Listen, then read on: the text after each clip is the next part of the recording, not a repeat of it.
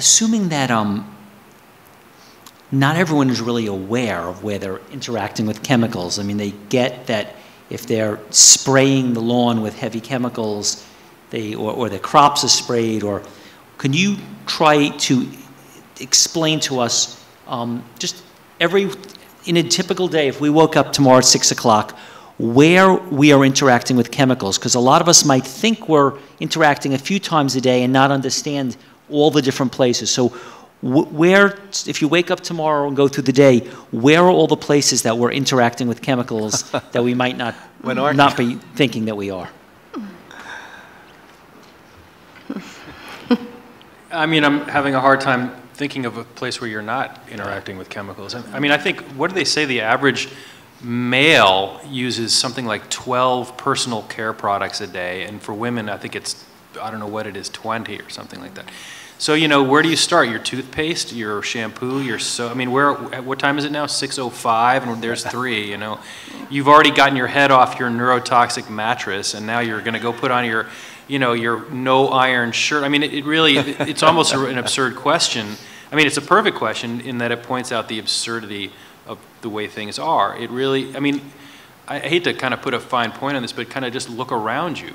Yeah. Look around you. Now, we've been very graciously hosted by this hotel, but this is like not the greenest room I've ever been in. Other than the color.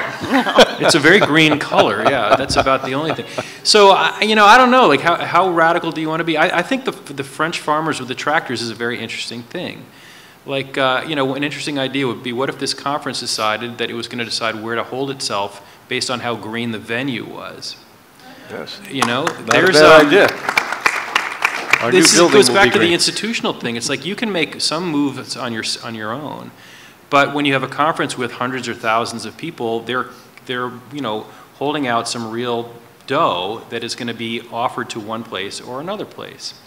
You know, you've got, and it's like I said before, an institutional food contractor. You've got an institutional lawn care contractor. You know, once you scale up and you're waving real money around, not just individual money, but you know, leveraged, scaled up money, then people start to pay attention. So there's that, like there's the institutional thing, and then the whole thing about what, we talked about this earlier, but what beats corporate money? I said earlier, angry moms, you know, angry moms beat corporate money every time. But you know, you don't have to be a civil rights historian to know that every successful civil rights movement of any kind always starts at the grassroots. Like the point of, you know, toppling power structures, it has to happen from the bottom, because the groups or the people at the top are at the top for a reason, and they want to stay there, and they're not going to, you know, they're not going to topple themselves. So no matter what movement you're talking about, it always moves from the ground up. So how you start these kind of community-based actions, that's where the real friction has to start. So, you know, again, you have to scale things up. It's very difficult to do it on your own. And honestly, a lot of this stuff is so depressing that you can take some strength from mobilizing.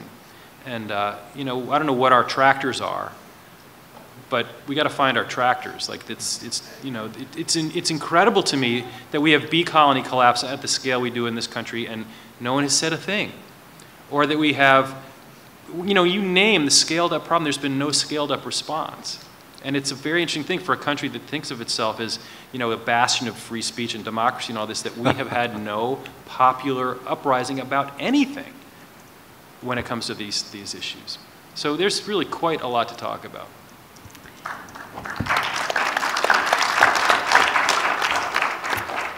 We kind of take for granted that all the pollutants have been here forever, hundreds and hundreds of years. They've only been around about 6 decades. So, you know, some of us are about that age now or more, and we can so easy ban these chemicals like so many other countries have. EU have banned tons of chemicals that we still allow in US, and that we also export to other countries, developing countries, unfortunately. For example, when you test breast cancer, most women have 60% more DDT in their breast tissue than other women. and other chemicals. And most of these petroleum-based chemicals imitate estrogen. So they're called xenoestrogens, and they imitate, and they, of course, create enormous problem for your body, for your own immune system to react to it, to know it, because it's an unknown for your immune system.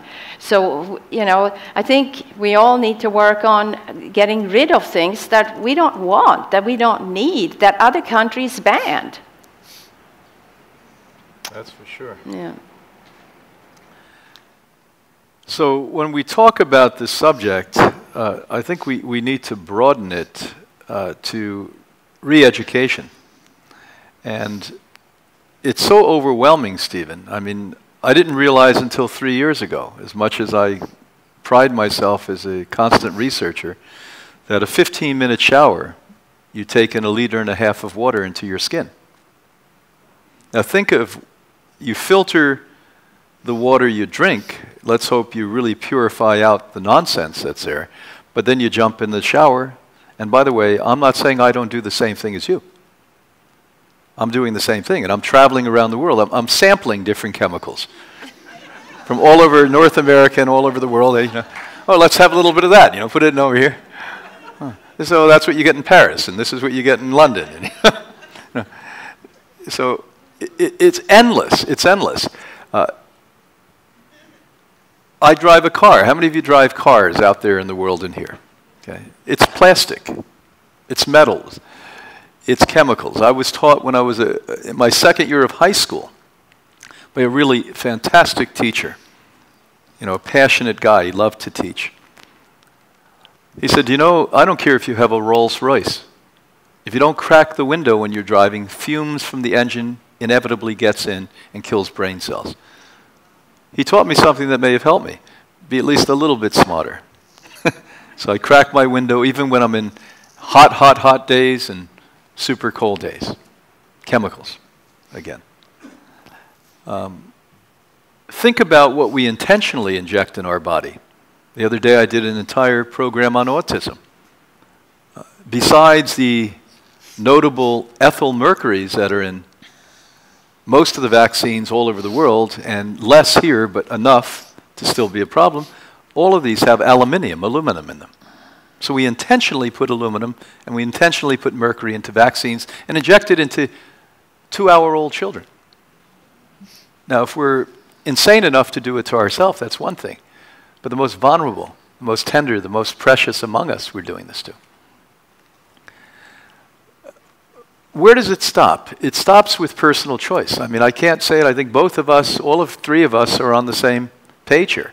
That we have made choices in our life where we just avoid these things. We're not completely perfect. We drive cars. I'm on planes. I'm sitting here in a room that's not 100% green. But the fact is, at least if most of the time you're putting full and complete diligent effort into avoiding these things, and certainly not putting on your body things that are going to kill you, and sleeping in those things, and painting your house with chemicals, fumes.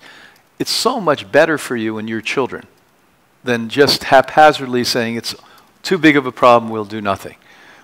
And again, I love the French. The French did it on their own. They didn't expect the government to change it. And as you so well articulated, every successful movement through the entire history of civilized humanity has started with one person outward. And that's how it's going to start here, with you, affecting your family, your friends, your community, your citizenship, global citizenship. And I'm an optimist. I believe it's going to happen because things have gotten so bad. That's why Stephen and I spend a lot of our waking hours on presenting this information on the real truth about health and creating these conferences.